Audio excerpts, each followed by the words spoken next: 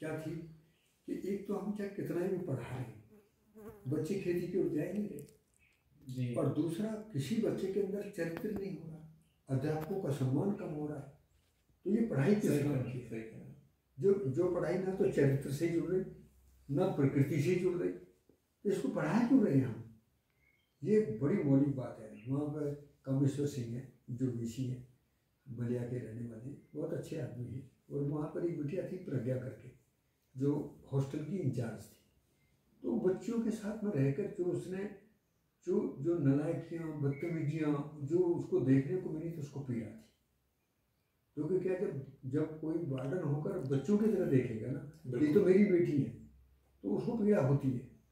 तो मैंने उनसे कहा, मैंने कि बेटा घबराने की जरूरत नहीं, आज देश में मूल्य शिक्षा को लेकर बहुत अच्छे कार्यक्रम हुए हैं। और मैं उसमें एक सुंदर घटना आपको बताऊं कि मैंने भी 1997 में जब आध्यात्मिक साधनों से गुजरते हुए परमाणु के विकास क्रम और व्यवस्था को समझने की एक जिज्ञासा मन में खड़ी हुई, IIT के कुछ लोगों के संपर्क में आने से, तो तब उन्होंने सबने परिचय दिया कि भाई यदि ये बात समझनी है तो आप अमरकंटक चले जाओ, वहाँ पर एक बाबा जी हैं जिन्होंने समाधि से संयम करते हुए अनुसंधान पूरा किया है, जिसमें परमाणु को भी अब हम समझ सकते हैं। तो मैं फिर उनके पास चला गया 97 में। तो मैंने देखा कि परमाणु के विकास क्रम व्यवस्था में किस तरीके से सुंदरता में धरती, और बड़ी बात यह कि आदमी खुद को समझ सकता है, आदमी अपने आचरण को समझ सकता है, आदमी प्रकृति की व्यवस्था को समझकर जी सकता है।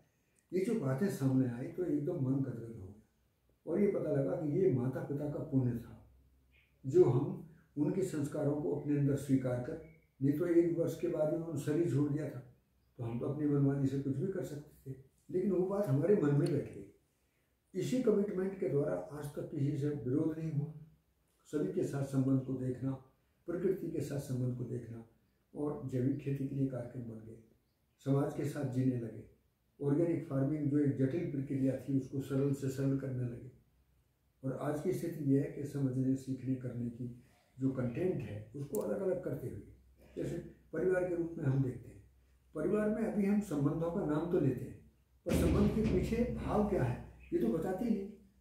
भाई मैंने माँ कहा तो माँ के साथ भाव क्या है, पिता है तो पिता के साथ भाव क्या है, भाई के साथ भाव क्या है। अब भाव नहीं बताएंगे तो संबंध एक शब्द रह जाएगा, वो पूरा होता ही नहीं, पूरा तो भाव से ही होगा। यदि मैं विश्वास चाहता हूँ और विश्वास मिले नहीं, सम्मान चाहता हूँ और सम्मान मिले नहीं, प्यार चाहता हूँ और प्यार मिले नहीं, तो ये तो खतरे की घंटी हो जाएगी ना पूरा। ये अधूरापन बहुत बड़ी पीड़ा देता है, परिवारों में शिकायत, दुनिया भर की चीज़ें घुस जाती हैं। हमने अपने परिवार में प्रयोग करके देखा कि सब लोगों को खेती थोपे इनके ऊपर, क्या तो थोपने की बात नहीं, उसको इतना सुंदर कार्यक्रम बनाए कि उससे रिश्ता समझ में आने लगे। बिल्कुल, अब इनको कोई जोर नहीं है, ज़्यादा समझना है, मेहनत करनी है। आपने देखा थोड़ी देर में मैं यहाँ बैठा हूँ तो दूसरे का ध्यान चला जाएगा मुझे खेत में पानी, अब वो पानी बढ़ाने नहीं गया है, उसका ध्यान जा रहा है कि पानी अब जो पानी देना है हमको, ये अब बरसात तक हमको दूसरा सेकंड फेज में पानी नहीं देना है। तो पानी का सदुपयोग करने के लिए एक बार प्यास ढंग से बुझ जाए जमीन की, उसके बाद में अब हमको वर्षा के सहारे तक पहुँचना है। तो कैसे करेंगे? हल्दी लगाएंगे, गन्ने को खुदाई करके मल्चिंग कर देंगे, मिट्टी चढ़ा देंगे, तो उसकी जड़ में नमी बनी रहेगी। पहुँच गया वो बरसात को पकड़ लेगा, खरपतवारों का दबाव भी नहीं रहेगा।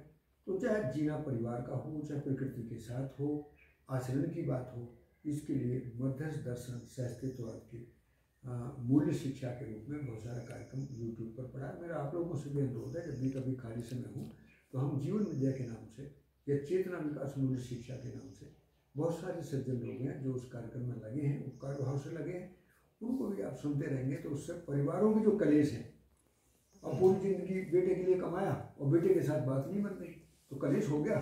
सही बात। हाँ, बेटी के लिए कमाया, बेटी ये सब आम समस्या है, आम समस्या है, तो उसको भी हम बहुत आसानी से हल कर सकते हैं बिना शिकायत के।